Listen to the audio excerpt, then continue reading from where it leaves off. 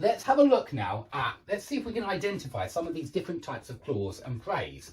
So I've tried to help you by doing some different colours, but I want to show you that actually you can split these sentences up in lots of different ways. So the baby is smiling is a main clause. You can walk up to someone and say the baby is smiling, and they understand what you mean. That's a complete thought. So the part in black is your main clause, but the part in red, the baby that won the beauty contest.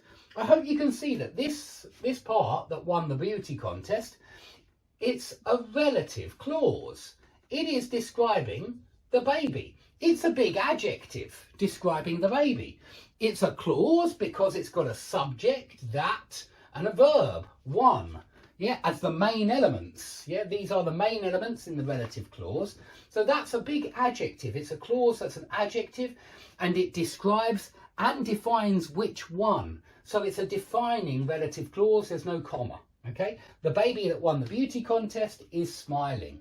Okay, and all of the red part is the relative clause, the black part is the main clause. And notice that we don't need the subordinate clause for the sentence to make sense. We could take it out, and that's always the case with the subordinate clause. You can always take it out and you're left with a main clause, which is a complete thought anyway, and so you can just use that. Yeah, but you know, we can analyse this in a slightly different way. We might say, what about all of this altogether? The baby that won the beauty contest. And altogether, I would call that a noun phrase. Why? Well, because baby is at the head of that section.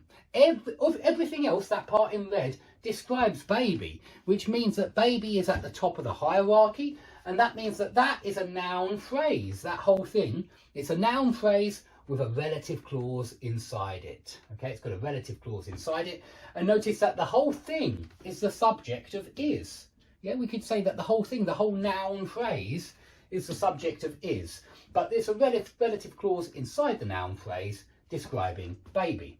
Okay, we've got something very similar on the next one. And I just wanted you to compare the defining relative clause with the non-defining relative clause, which is why I have commas.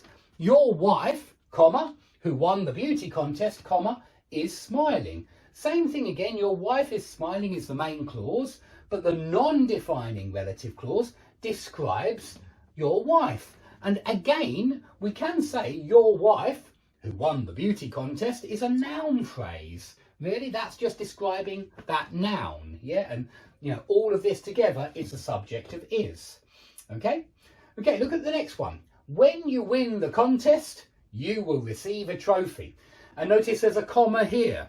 And there must be a comma here because it is tradition to put a comma after a subordinate clause when the subordinate clause comes first.